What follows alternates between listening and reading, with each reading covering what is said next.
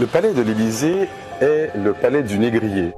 Dans une tribune publiée sur le site de Libération, l'ancien président du CRAN, le Conseil représentatif des associations noires de France, rappelle à Emmanuel Macron une trace du passé qu'il ne faut, selon lui, pas oublier.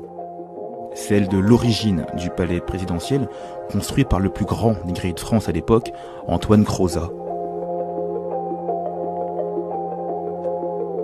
Ce palais a été construit au début du XVIIIe siècle avec l'argent d'Antoine Crozat.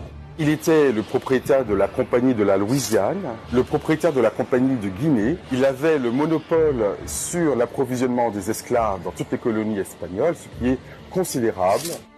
Ce palais a été construit et inauguré en tout cas en 1720, c'est-à-dire il y a exactement 300 ans. Et donc je trouve que c'est un anniversaire qui mérite d'être célébré, à condition de rappeler l'origine des fonds. Car derrière les ors de la République se cache en réalité l'envers, qui est l'enfer vécu par nos ancêtres. Un peu à l'image de la Maison Blanche aux États-Unis, en partie construite par des esclaves de 1792 à 1800. Mais que faire alors, surtout quand de nombreux bâtiments emblématiques du pays sont directement liés aux capitaux issus de l'esclavage, comme la Banque de France ou la Caisse des dépôts, qui a, entre autres, encaissé les sommes versées par Haïti en contrepartie de son indépendance. Monsieur Macron est le bénéficiaire de cette histoire, il n'est pas responsable, c'est évident.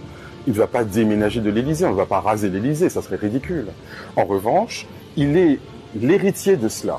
Et donc il doit reconnaître, en tant qu'héritier, c'est le droit basique de l'héritage, une forme de dette morale à l'égard des esclaves. Comment cela peut-il se mettre en œuvre?